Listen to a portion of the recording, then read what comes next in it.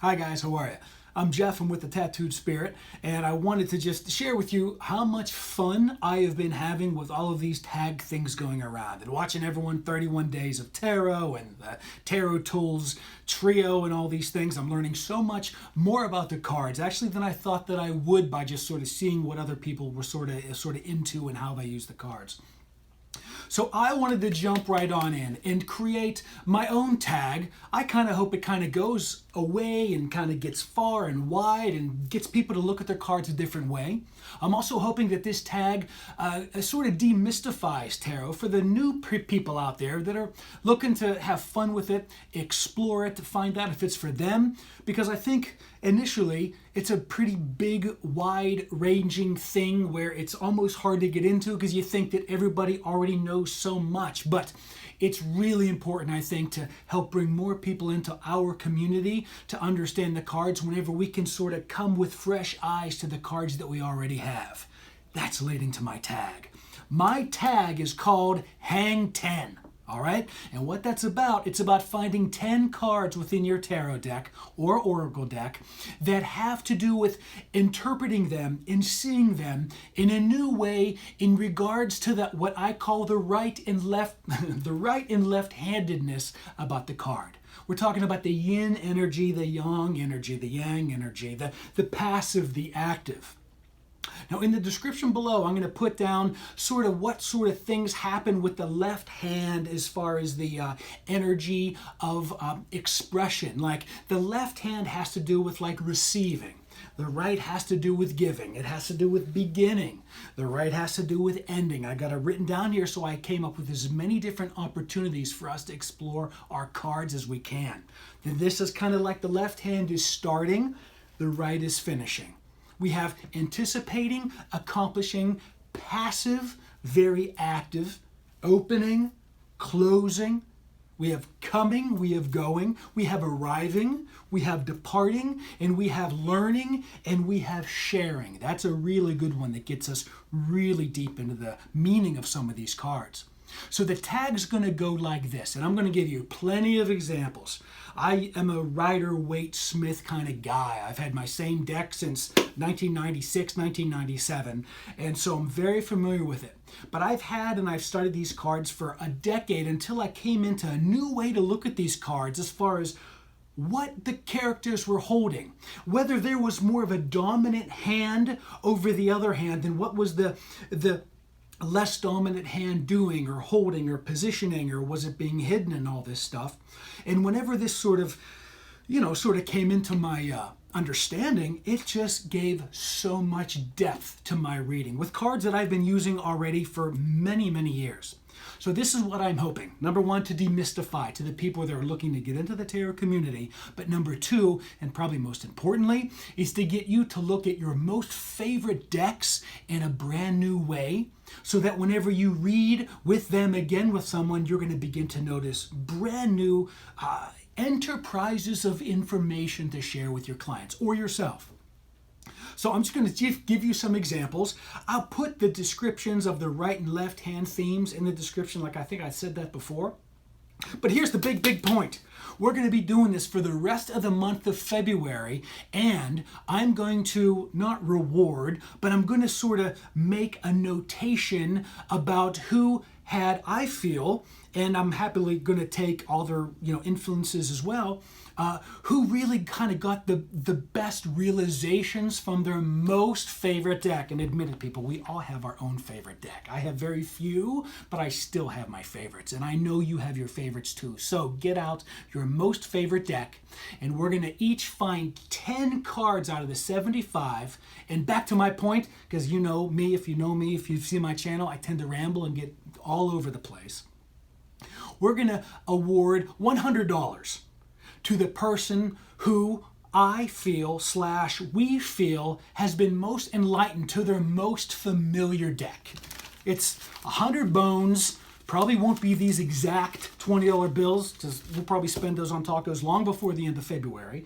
But I'm just going to give you some examples, just so you have an idea. And if you still use the riders, there is examples in every single one of the 78 cards. So I know, regardless of what oracle, what tarot deck that you use, you're going to be able to find at least 10, which is why we're calling it Hang 10. All right, hang 10 to the tattooed spirit. And then at the very, very end, we're going to tag 3 people. This is a requirement. It's not an obligation to the people that you tag, but we're going to suggest to 3 people at the end who've been most influential or more, 3 or more people, in your getting used to this whole YouTube experience where we begin to share all of our fun and information and inspiration, to then for them to just sort of take the tag. All right, so there's no obligation here. This is the No Stress Express. So to give you some examples of what I'm talking about, we're just going to just literally, I picked up random cards and I laid them out to 5 cards of each different suit, and I got 5 of the majors, and we're just going to give you some great examples, but there's so many more. Okay, we're going to do the majors first because where else can you start, right? We have the High Priestess with her left hand exposed, not her right hand. Her right hand's that active hand. Her left hand is that intuitive, that receiving hand, which is really what this card is all about. It's about listening, tapping in to all those wonderful lessons and wisdom of the unconscious waters behind her veil, right? That's one. This is a fantastic card. It's the 6th major, all right? It's the Lover's card. If you have it in front of you, it's really interesting. I don't know the framing because I have my phone turned the other way, but I'm going to assume that whatever deck you use, if you pull out your Lover's card, you'll be able to find some sort of theme. In this card, we have the feminine side, the feminine quality, with her left hand a little bit higher than her right, giving emphasis to that receiving divine feminine energy. We have the male character with his right hand more high, more superior than his left hand, which means more giving, more doing, more active. And this is generally, I believe, why the lovers have to do with romantic relationships, as well as getting to know that other aspect of yourself, which I had talking about other cards as well. The female character has her right hand, her dominant active hand, to the side and away, while the male character has his left hand, the feminine aspect of his being, tucked away and also in the shade. All right, that's another example. The Hermit. The Hermit stage is all about self-reflection. What's the most dominant hand that's higher than the other? His right, right? So that's what he's doing.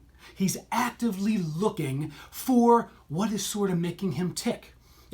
This goes back to my sort of grid that I do, but if you line this up in 3 rows of 7, he's actually looking down to that devil, all those things that aren't serving him. That's what is most important because that hand is most dominant. That's what he's actively doing. It's another wonderful example. The Hanged Man, you can't see his right or left hand, but that's really the meaning of this card, isn't it? It's the idea of you're not doing anything but just sort of being patient, sacrificing your need to do anything, and letting that wheel of fortune just sort of turn in your favor. It's fantastic. That's why I believe there's rarely any hands in this Hanged Man, all right? And in your own deck, an Oracle deck, you'll be able to find your own themes as well in the Hanged Man if you wanted to. I love temperance. I probably could just do the whole video just on this. What's interesting and why everyone will say that this is the card of balance is because look what this beautiful angel is doing with his or her left hand. The passive hand is doing the activeness of doing the pouring. That's why it is the definition of this yin and yang symbol. The idea that it is the passive side that is doing the activity. I love that aspect of this card. That comes up in wonderful times in readings. I'm speaking quickly because I want to give 5 examples in each suit. So I don't think I'm going too fast. I certainly don't hope so. I hope that you're getting my enthusiasm because when you begin to look at your favorite decks like this, it just adds tons of layers. Let's go to this wonderful sword suit next. We have this 2 of Swords, which is about balance and choices and all these things. And you can see that the hand that this particular character has in front is the right hand that is blocking her heart. That's that active. It's that part that's not serving you. It's this thinking too much. That blocking off is an active thing that you're literally doing. If it was something that you weren't aware of, her left hand would be in front. But what's more dominant is the right. So this is a good notation for this particular card, maybe in your deck too, that this is like something that you are resisting on purpose, or very, very, very slightly below the subconscious level that you can activate and reach and be able to change. What else do we have here in the sword suit? We have this wonderful King of Swords. This is another example of right-handedness, how the sword is tilted slightly to the right, thus defining his role as a king, that active part, because he is a ruler, as opposed to the queen that has that sword straight up and down. So that's turned to the right, because on the right we have the action, we have the choosing, we have the ruling. It's another example, wonderful example of right-handedness in the tarot. Well, here's the queen right here. Sword straight up and down. She turns all pain into sorrow. She says, bring on anything because my thinking is straight. I love all queens. They're the masters of the suit. And you can see that her left hand that says, bring it on. This is what I receive things on. I can take it. I can take it, bring it on, because I'm thinking straight about it. In the therapy biz, we call this reframing. You can take any subject, reframe it a little bit differently, the same situation, and feel better about it. That's why her left hand is higher, to just say, bring it on, I can take it. That's why my sword's straight up and down. This is a wonderful, interesting card here. I've had this come up in quite a few readings. This is the wonderful 6, about communications, about unequal relationships. Now, there's other right-handedness things in this card, but you'll notice that the person who is basically pushing the boat along, that left hand to me is particularly high and dominant, which to me tells actively that the person who comes to the querent, the person with the question, is generally not sharing something that could serve him or her if she communicated that. And also that the help that she's having is right behind her, quote unquote, that they can't see. So that's why I ask, is there anyone that you can share this information with? Is there anyone that you can ask for help with? Because there is somebody there that is so dominant with that left hand, they're so willing to receive what you have to share. That's the left hand dominance in this particular card. What else do I have here with the swords? I could go on and on. You can hear how my pace is just because I get excited about this crap. This Knight of Swords, look at that. With the right hand, totally full forward in the most air. It's the air position of the of obviously the air suit, which is the swords. So that's why the rigid clouds. So this is all speed forward ahead. Again, more example of that right-handedness. Of course, we have all the aces, and most decks are always pictured with the right hand because that's what's given to you. All right, that's the swords. That's the majors. Going to give you more examples of stuff that just opened up brand new avenues of how I was reading these cards. We'll go to the cups. We'll go to the cups. This was the card that haunted me so badly, this 4 of Cups. That cup that you're just not noticing, with being held and offered with the right hand, meaning it is absolutely right there. You also notice that the only hand that's exposed is the right hand of that particular character who is just not seeing this thing, which means that what's dominant is that you're looking for it, which is why this card seems so psychically accurate, because this, if your querent gets this, you know that they're searching for something, because I get that because the right hand is more dominant. It's on top of the hidden left hand. I could just go for days here. This 10 of Cups, we're all familiar with this fantastic thing. I love that the symmetry of the male having the left hand up and the female having her right hand up. It means great partnership. This is what means, for me, like the domestic bliss. right? Very much like how the Lovers card, they each are sort of showing their favorite, what they are as an individual. The man with the right being forward and higher, superior. The woman with the left, her receiving side, passive, feminine side, up, more superior. Here you sort of, whenever you get them together, it is completely equal, like a weaving of a basket, which I think is really, really cool. We'll do this. We'll do a couple more cups here. This wonderful Three of Cups. Everyone smiles whenever they see this card. And I'm willing to bet that subconsciously what we're smiling at is that the most dominant cup is being held by the hand that is the only left hand in this particular deck, which is why I want to get this tag spreading, because I want to see everybody else's deck. I would actually now that we can I can create whatever the hell I want in this tag. I would love, not a requirement, but I would love to see what your particular Three of Swords is. All right?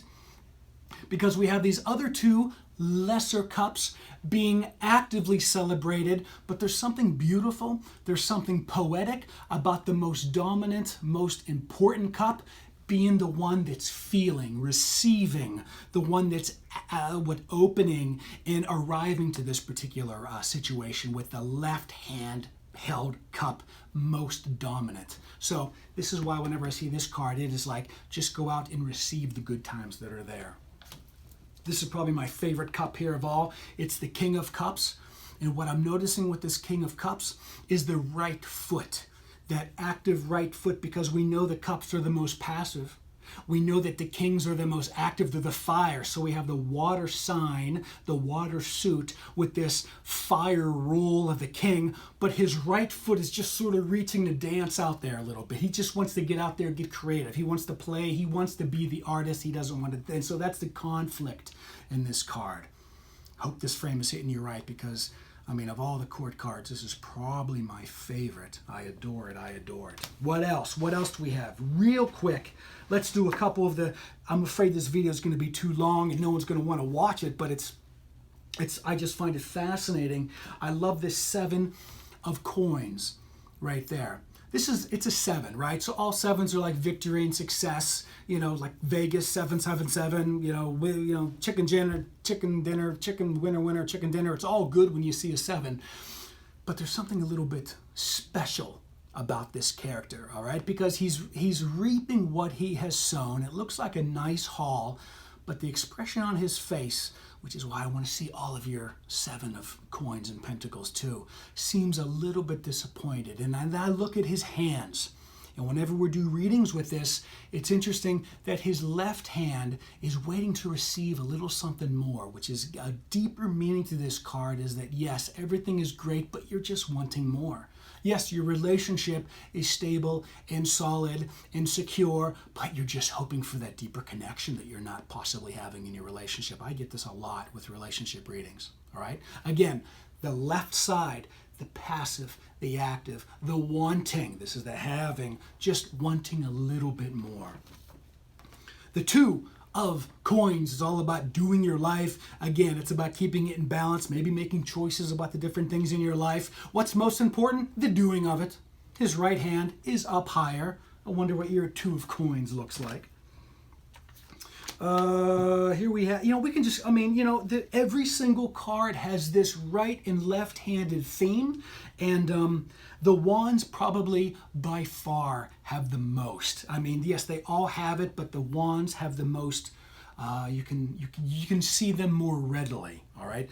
Which is, again, here with the 2, it's about making choices, but you can see this is a process of actively making a choice, because what in the world is this character going to do? What does your 2 of wands look like? What is your 2 of wands holding in the right hand? I'm just very, very curious to see how this tag gets worked around. Also, he's also still in the process of just doing what he's always been doing, because that left hand is still doing what he's been doing. The left hand is passive, means he's still in the process of just whatever he happens to be doing or already receiving.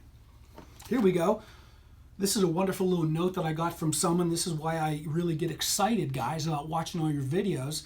I got that 3s, I got a new layer to what 3 was. 3 is the active of what you get in 2 becoming active in the world with 3.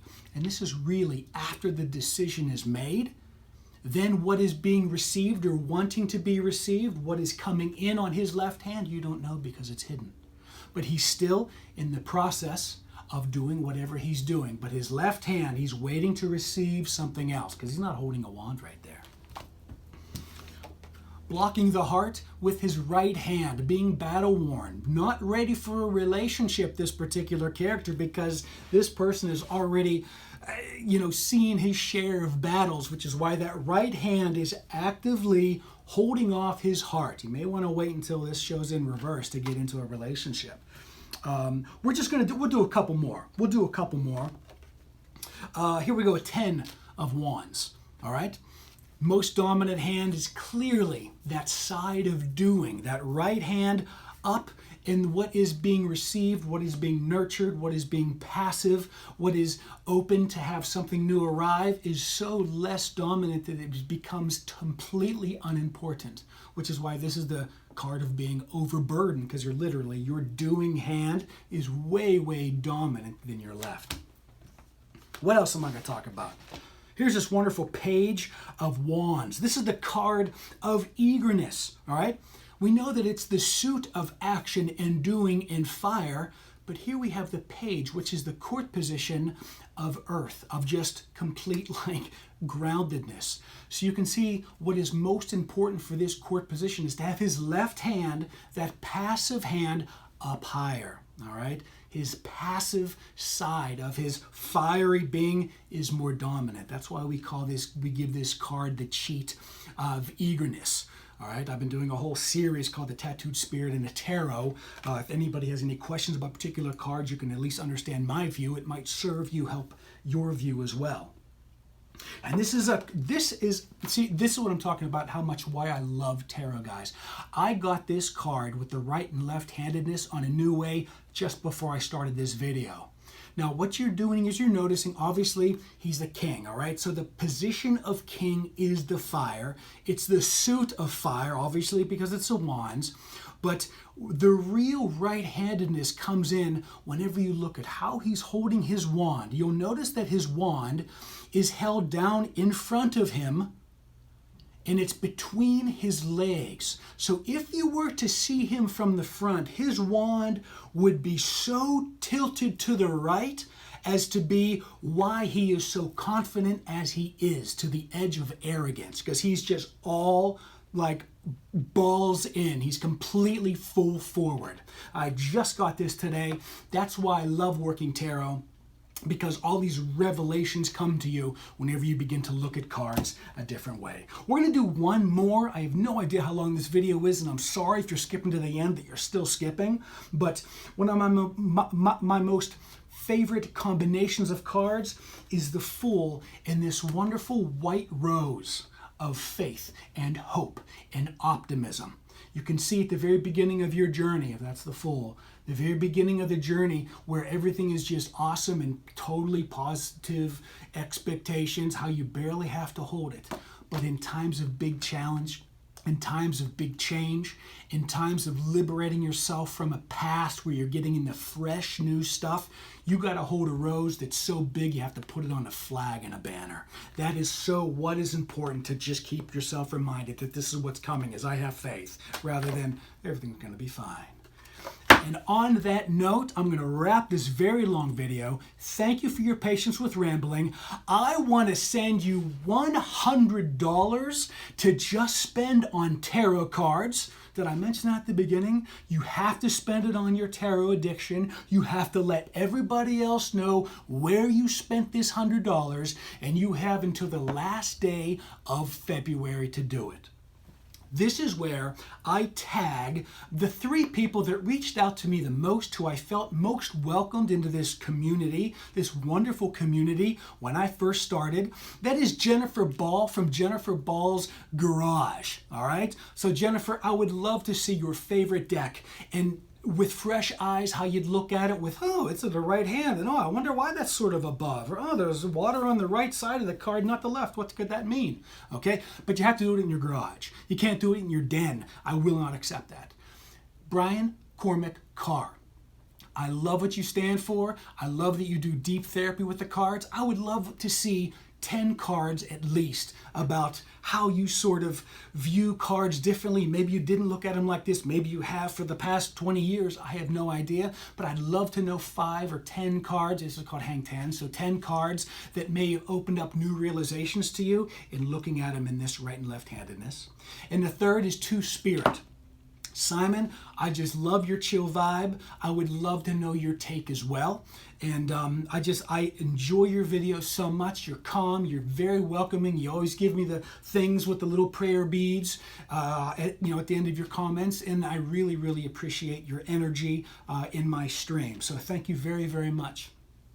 So that is it. I hope this really makes you guys look at cards a different way, demystify to everybody else.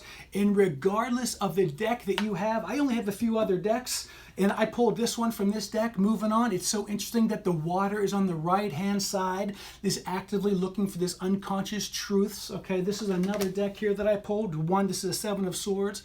How interesting that on the left side is more swords than the right. The receiving, the taking is a little bit more than the right with this 7 of Swords.